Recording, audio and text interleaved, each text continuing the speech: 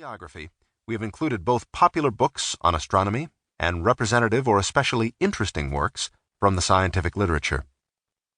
The 30th recorded apparition of Halley's Comet and the appearance of Hale-Bopp, a comet never before seen in recorded human history, bring us face to face with the great question of our time. They arrive just as we have become a spacefaring civilization, and just as we have devised the means to destroy ourselves. We recall those eons during which there were no beings on Earth to marvel at the comets.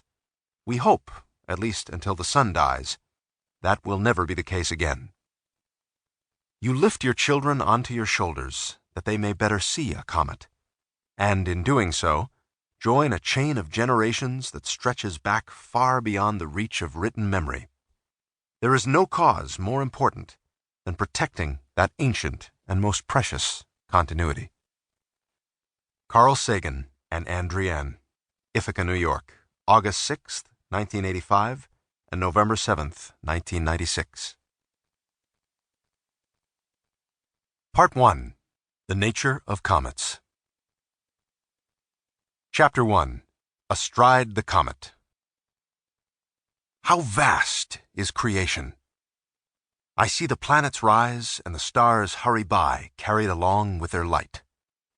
What, then, is this hand which propels them? The sky broadens the more I ascend.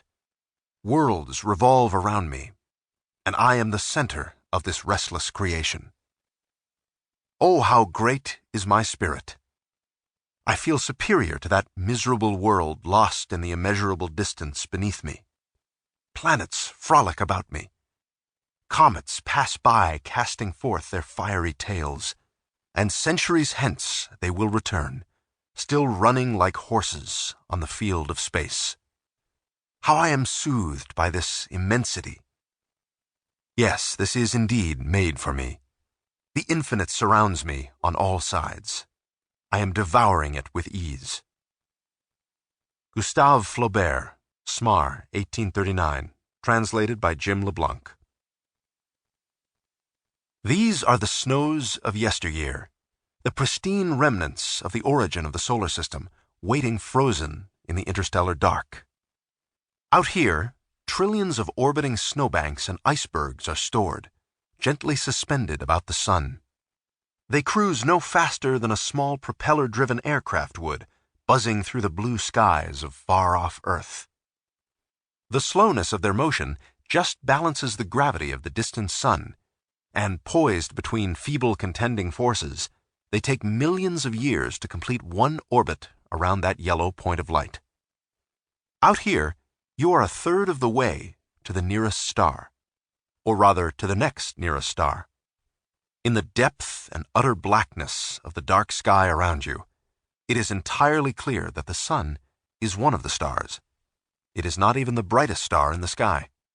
Sirius is brighter, and Canopus. If there are planets circling the star called the sun, there is no hint of them from this remote vantage point. These trillions of floating icebergs fill an immense volume of space. The nearest one is 3 billion kilometers away from you, about the distance of the Earth from Uranus.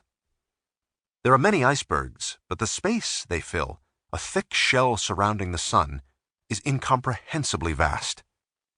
Most of them have been out here since the solar system began, quarantined from whatever mischief may be going on down there, in that alien and hostile region bordering the sun.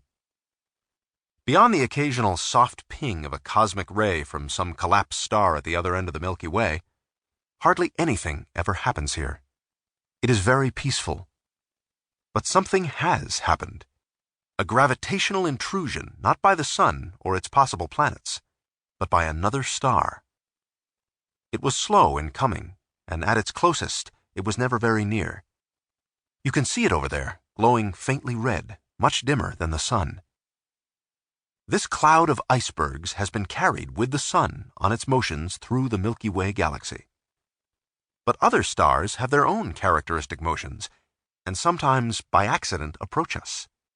So on occasion, as now, there is a little gravitational rumbling, and the cloud trembles.